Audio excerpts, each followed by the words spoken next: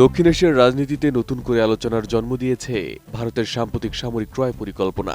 রাশিয়ার কাছ থেকে অত্যাধুনিক S-400 প্রযুক্তির 1.5 শতাধিক দূরপাল্লার ক্ষেপণাস্ত্র সংগ্রহের উদ্যোগ নিয়েছে দেশটি। $3,900 কোটি বিশাল অঙ্কের এই সামরিক ক্রয় পরিকল্পনা অনুমোদন করেছে দেশটির প্রতিরক্ষা মন্ত্রণালয়, যার আওতায় আকাশ প্রতিরক্ষা শক্তি বহুগুণ বাড়ানোর লক্ষ্য নির্ধারণ করা হয়েছে। ভারতীয় সংবাদ মাধ্যম হিন্দুস্তান টাইমসের তথ্য অনুযায়ী এই পরিকল্পনায় শুধু ক্ষেপণাস্ত্রই নয়, রয়েছে মাল্টিরোল ফাইটার এয়ারক্রাফট, ডেজর্ট রাফাল যুদ্ধবিমান এবং উচ্চতায় দীর্ঘ সময় নজরদারিতে সক্ষম হাই অল্টিটিউড সুডো স্যাটেলাইট। ভারতের প্রতিরক্ষা মন্ত্রণালয়ের বিবৃতিতে সরাসরি S-400 এর নাম উল্লেখ করা না হলেও জ্যেষ্ঠ কর্মকর্তারা জানিয়েছেন, ক্রয় তালিকায় মূলত রাশিয়ার S-400 ট্রায়াম্ফ এবং পান্তোশির S-1 অন্তর্ভুক্ত রয়েছে। জানা গেছে, ভারতীয় বিমান বাহিনীর মোট 288টি ক্ষেপণাস্ত্রের চাহিদা দিয়েছে।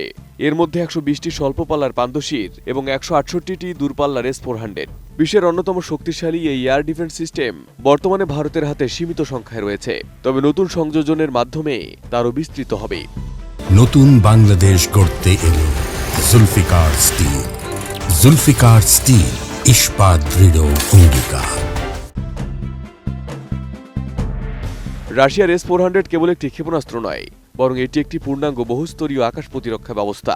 এটি 400 কিলোমিটার দূরের লক্ষ্যবস্তু শনাক্ত ও ধ্বংস করার সক্ষমতা রাখে। সেই সাথে রয়েছে যুদ্ধবিমান, ড্রোন, ক্রুজ মিসাইল ও কিছু ব্যালিস্টিক মিসাইল প্রতিহত করার ক্ষমতা। একই সঙ্গে বহু লক্ষ্যবস্তু ট্র্যাক ও আঘাত হানার প্রযুক্তিও রয়েছে। এই সক্ষমতা একটি দেশের আকাশ সীমাকে কার্যত ডিফেন্স শিল্ডের আওতায় নিয়ে আসে। ভারতের এই সামরিক আধুনিকায়ন স্বাভাবিকভাবে নজর কাটছে প্রতিদ্বন্দ্বী পাকিস্তানের, কারণ দক্ষিণ এশিয়ার নিরাপত্তা কাঠামো দীর্ঘদিন ধরেই ভারত পাকিস্তান সামরিক প্রতিযোগিতার ওপর নির্ভরশীল।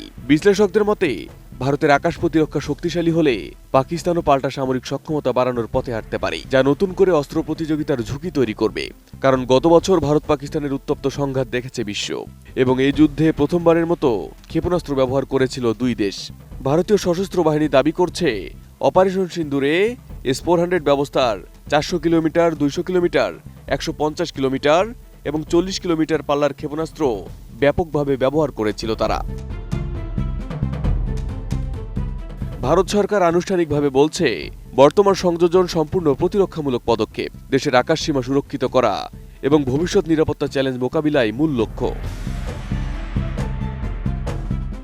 তবে বিশ্লেষকরা বলছেন, তাৎক্ষণিক যুদ্ধের সম্ভাবনা কম হলেও সামরিক শক্তি বাড়ানোর এই প্রবণতা ডিটারেন্স পলিটিক্স, অর্থাৎ যুদ্ধ ঠেকাতে শক্তি প্রদর্শনকে আরও তীব্র করবে। কিন্তু ইতিহাস বলছে, দক্ষিণ এশিয়ায় সামরিক প্রতিযোগিতা কখনো কখনো ভুল হিসাব বা সীমান্ত ঘটনার মাধ্যমে বড় সংঘাতে রূপ নিতে পারে। Arif Hasan, ATN news.